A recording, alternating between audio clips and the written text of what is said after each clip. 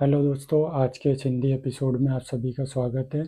अभी तक हम लोगों ने नाउन की डेफिनेशन सीखी पिछले एपिसोड में, ठीक है, और उसके केवल भेद सीखे, मतलब संज्ञा कितने प्रकार की होती। अब हम लोग उसके भेद की भी डेफिनेशन सीखेंगे आज के इस एपिसोड में। चलिए वीडियो को स्टार्ट करते हैं, आप लोग बहुत ध्यान से देखिएगा, ठीक है। जैसे कि मैंने लिखा हुआ है, पहला है जातिवाचक संज्ञा। जातिवाचक संज्ञा क्या होती है?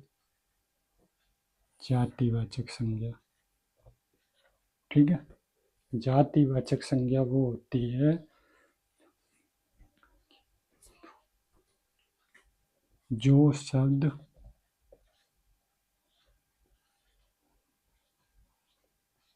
किसी एक ही प्रकार की एक ही प्रकार की वस्तुओं एक ही प्रकार की जाति का बोध कराते हैं, बोध कराते हैं,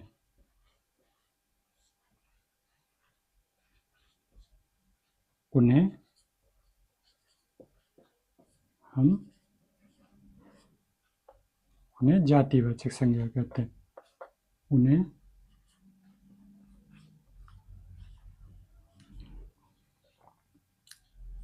जातिवाचक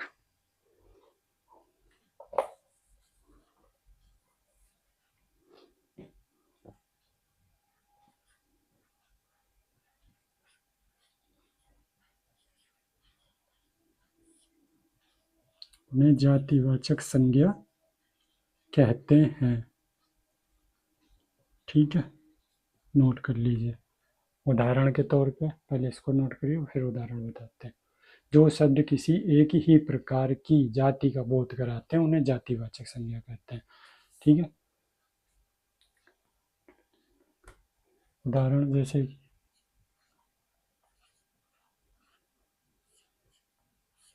गाय, लड़की, लड़का आदि, ठीक। तो इसको हम लोग जातिवाचक संज्ञा कहते हैं। जैसे कि उदाहरण में गाय हो गई, लड़की हो गई, लड़का, एक तरह से मतलब जाति है, लड़की है तो लड़की होगी, लड़का है तो लड़का ही होगा, है ना। तो जातिवाचक संज्ञा से जो शब्द किसी एक ही प्रकार की जाति का बोध कराते हैं उन्हें जातिवाचक संज्ञा कहते हैं। उदाहरण गाय, लड़की, लड़का आदि। चलिए दूसरा देखते हैं। दूसरा क्या है, नोट कर लीजिए।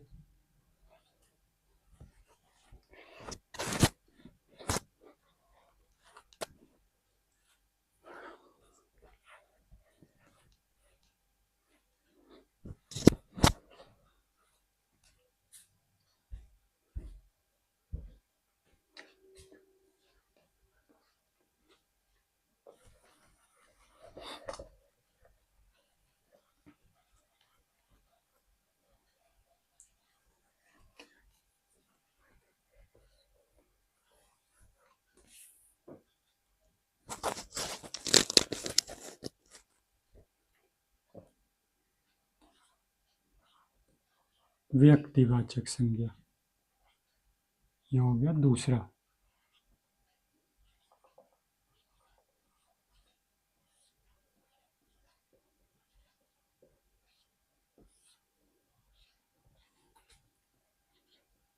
जो शब्द किसी व्यक्ति,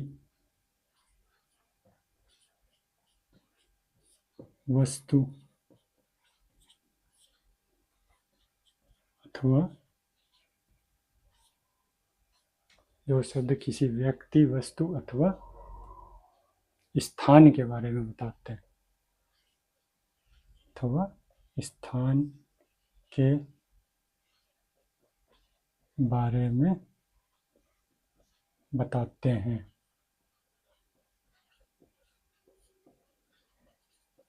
उन्हें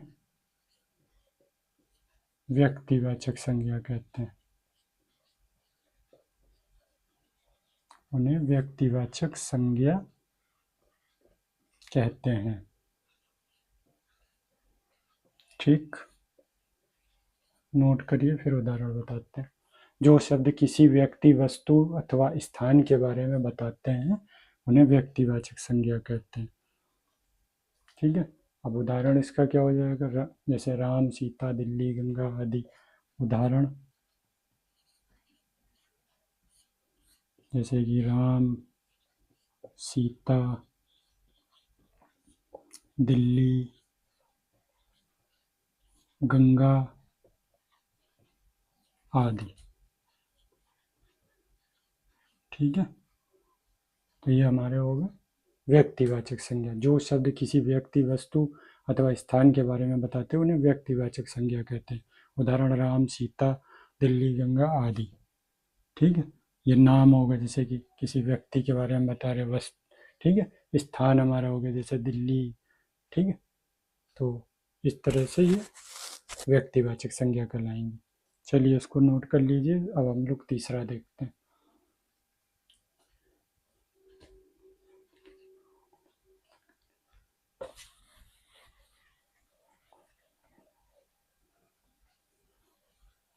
तीसरा,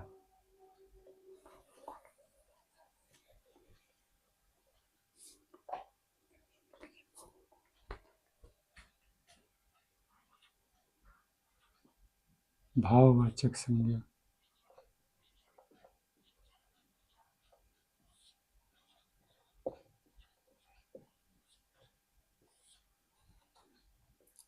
जो शब्द किसी भाव, गुण,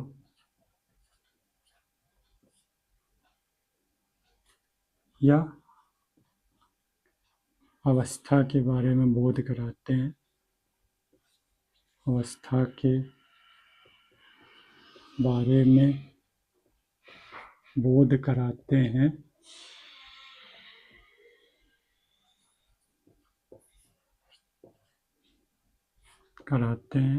उन्हें हम भाववाचक संज्ञा कहते हैं। उन्हें भाववाचक संज्ञा कहते हैं।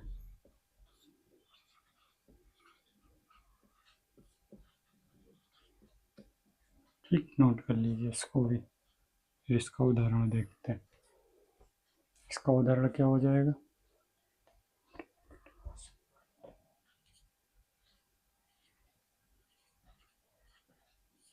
जैसे कि दया, प्रेम, क्रोध, करुणा आदि। ठीक, ये सब भाव में आ जाएगा, इमोशन में आ जाएगा। ठीक है, जो शब्द किसी भाव, गुण या अवस्था के बारे में बोध कराते हैं उन्हें भाववाचक संज्ञा कहते हैं। उदाहरण दया, प्रेम, क्रोध, करुणा आदि। ठीक है, आप इसको नोट कर लीजिए, मैं आगे फिर और बताता हूँ।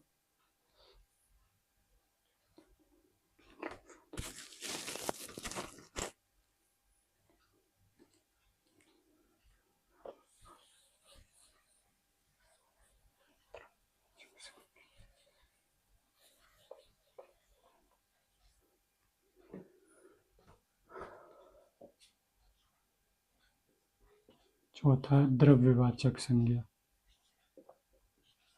ठीक है, सॉरी, समूहवाचक देख लीजिए। चौथा है समूहवाचक।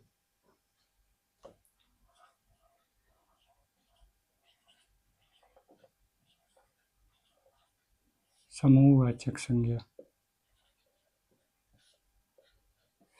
ठीक, जो शब्द किसी समूह या समुदाय का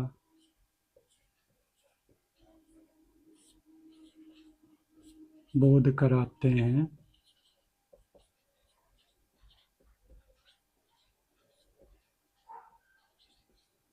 उन्हें समूहवाचक संज्ञा कहते हैं। उन्हें समूहवाचक संज्ञा कहते हैं। ठीक, उदाहरण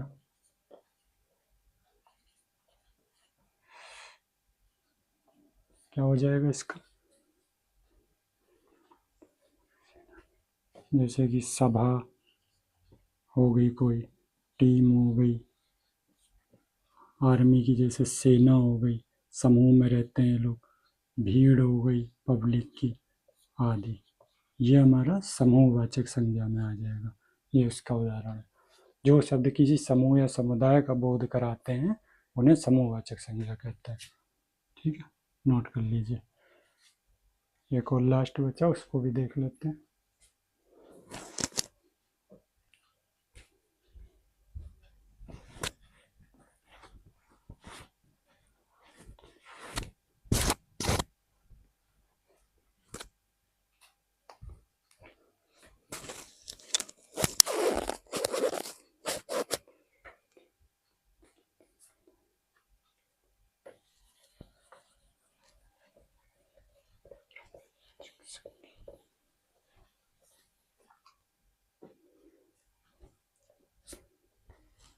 पांचवा है हमारा द्रव्यवाचक संज्ञा।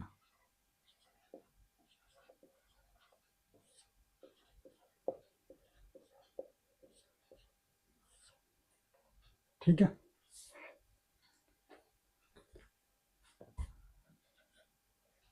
जो शब्द किसी द्रव्य पदार्थ अथवा नापने व तौलने की चीज़ों का बोध कराते हैं। तौलने की चीज़ों का बोध कराते हैं। बोध कराते हैं उन्हें द्रव्यवाचक संज्ञा कहते हैं। उन्हें द्रव्यवाचक संज्ञा कहते हैं।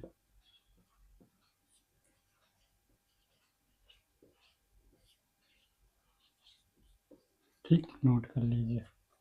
जो शब्द किसी पदार्थ अथवा जो शब्द किसी द्रव्य पदार्थ अथवा नापने व तौलने की चीज़ों का बोध कराते हैं उन्हें द्रव्यवाचक संज्ञा कहते हैं।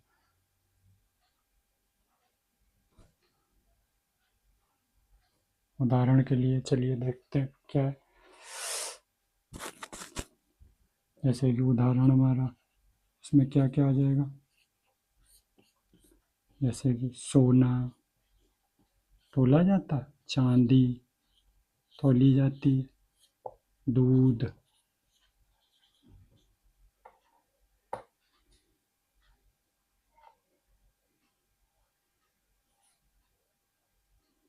पानी आदि। ठीक, जो शब्द किसी द्रव्य पदार्थ अथवा नापने व तौलने की चीज़ों का बोध कराते हैं उन्हें हम लोग द्रव्यवाचक संज्ञा कहते हैं। ठीक है, आप आई थिंक आप लोगों को ये चीज़ें समझ में आई होंगी। संज्ञा की एक प्रकार की जो डेफिनेशन है वो इस प्रकार से थी, जो मैंने आप लोगों को सबको आपको एक्सप्लेन कर दी। तो आप लोग इसको नोट कर लीजिए। ठीक है, नोट कर लीजिए।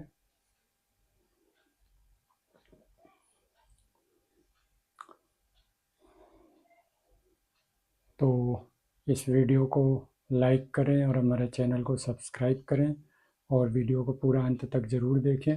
चलिए हम लोग वीडियो को यहीं पर समाप्त करते हैं और आपसे एक रिक्वेस्ट है, ये वीडियो दूसरे लोगों तक ज़रूर शेयर करें ताकि वो लोग भी इस वीडियो के माध्यम से काफ़ी कुछ सीख सकें। चलिए वीडियो को समाप्त करते हैं। धन्यवाद।